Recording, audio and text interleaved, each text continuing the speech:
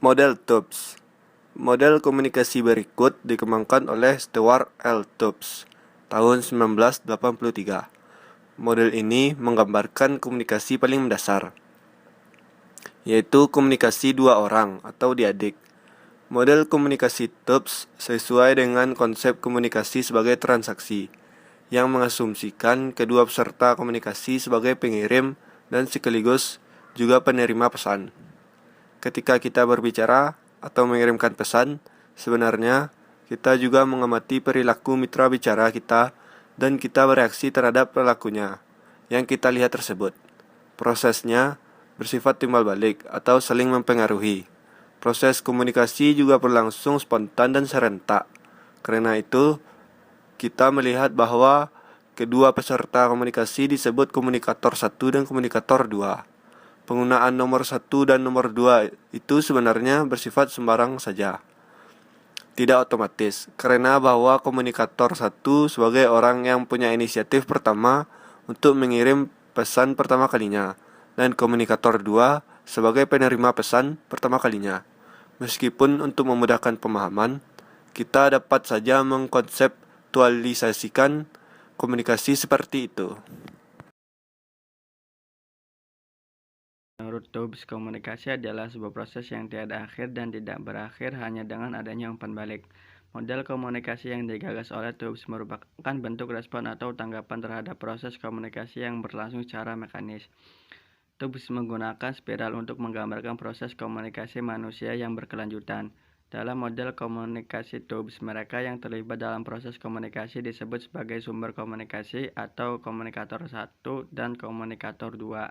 Melalui model komunikasinya, TOPS menekankan pada berbagai aspek perhatian yang diberikan oleh manusia kepada manusia lainnya seperti mendengar, memahami, dan mengingat. Berbagai stimuli yang berasal dari lingkungan atau dari dalam diri manusia merupakan input atau masukan yang berupa data mentah. Stimuli tersebut kemudian membentuk persepsi manusia tentang dunia tempat ia tinggal. Stimuli dalam model tersebut TOPS dapat berupa pesan-pesan verbal maupun pesan-pesan nonverbal yang dikirimkan oleh pengirim melalui sebuah saluran atau media komunikasi. Dalam perjalanannya, stimuli ini akan mengalami gangguan dan penyaringan sebelum benar-benar diterima oleh penerima pesan. Penyaringan yang dilakukan oleh penerima pesan dapat bersifat psikologis maupun fisiologis.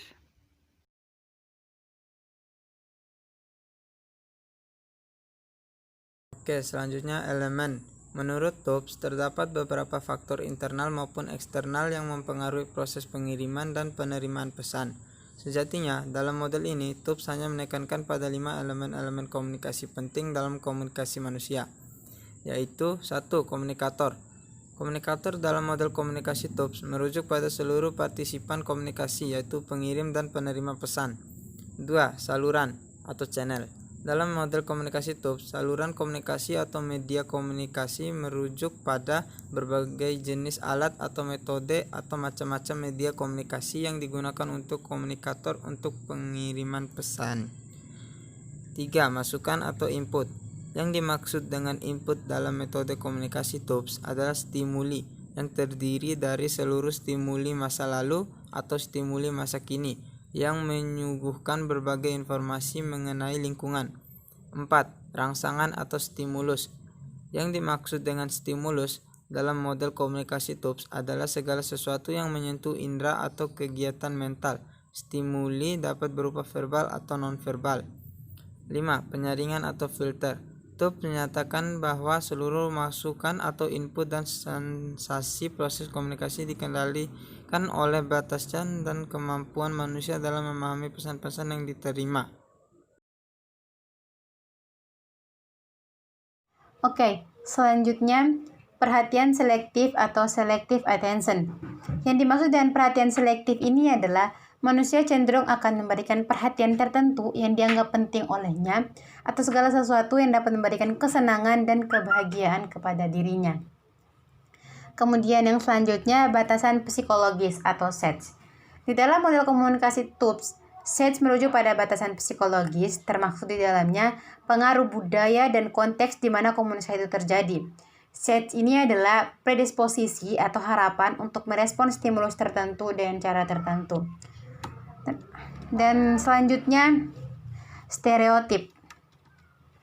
Menurut Tubbs dan Moss, stereotip ini sebagai sebuah generalisasi tentang kelas manusia, objek, atau kejadian yang diberikan oleh budaya secara luas. Selanjutnya, gangguan, noise atau interference. Komunikasi yang dilakukan oleh dua orang yang juga dipengaruhi oleh hadirnya gangguan. Yang dimaksud dengan gangguan ini adalah segala sesuatu yang mendistorsi informasi yang ditransmisikan kepada penerima pesan atau menghalangi penerima pesan untuk menerima pesan. Kemudian yang terakhir, elemen terakhir dalam model komunikasi Tubbs ini adalah waktu, yang merujuk pada sifat komunikasi manusia yang berlangsung secara terus-menerus. Tubbs menyatakan bahwa komunikasi adalah sebuah proses yang berlangsung secara berkelanjutan serta memiliki kemampuan untuk berevolusi dan berubah seiring berjalannya waktu. Jadi gitu teman-teman untuk materi elemen-elemen komunikasi. Selanjutnya, manfaat mempelajari model komunikasi Tubbs. Dalam mempelajari model komunikasi Tubbs, kita dapat memberikan manfaat. Di antaranya itu, salah satunya kita dapat mengetahui dan memahami penggagas model komunikasi Tubbs, kita dapat mengetahui dan memahami konsep dalam model komunikasi Tubbs, dan kita dapat mengetahui berbagai elemen-elemen dalam model komunikasi Tubbs. Pengertian dari model komunikasi SR.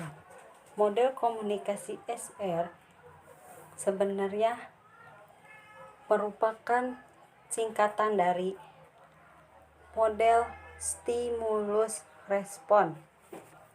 Model ini adalah model komunikasi yang paling dasar dari segala komunikasi lainnya.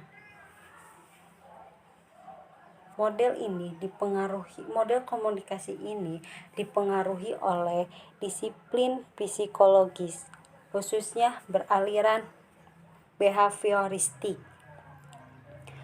Model ini menunjukkan bahwa komunikasi itu sebagai suatu proses aksi-reaksi yang sangat sederhana. Model ini dapat juga dikatakan sebagai hubungan timbal balik atau merespon apa yang lawan kita sampaikan. Hubungan tersebut dapat dalam bentuk isyarat nonverbal, gambar-gambar, ataupun kontak fisik dan tindakan yang dapat merangsang seseorang untuk merespon. Fungsi dari model komunikasi SR, Gordon Wiseman dan Larry Barker mengemukakan bahwa fungsi model komunikasi mempunyai 3 fungsi. Yang pertama, melukiskan proses komunikasi. Yang kedua, menunjukkan hubungan visual. Yang ketiga, membantu dalam menemukan dan memperbaiki kemacetan komunikasi.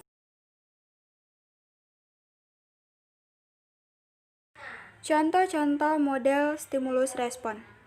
Contoh yang pertama, contoh positif model komunikasi stimulus respon. Contoh yang pertama, ketika ada seseorang yang kita suka atau kita kagumi tersenyum kepada kita, lalu kita membalas senyumannya dan orang tersebut lalu bertanya kepada kita, mau kemana misalnya.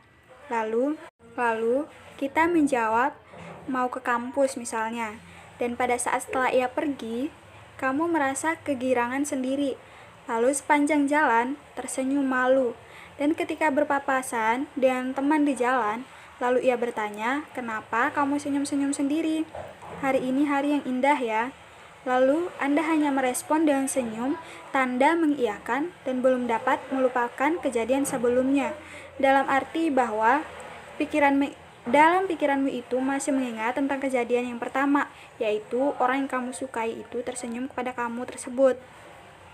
Contoh yang kedua, apabila ada seseorang yang memanggil nama kamu sambil melambaikan tangannya kepada kamu, kamu akan membalasnya dengan sapaan dan melambaikan tangan kamu pada orang tersebut. Contoh yang ketiga, ada seseorang menepuk pundak kamu sambil menyapa kamu dan kata hai. Dan kamu juga akan membalasnya dengan kata hai. Berikutnya, contoh negatif model komunikasi stimulus respon. Contoh yang pertama, orang pertama menatap kepada kamu misalnya. Kemudian menatap kamu secara tajam misalnya.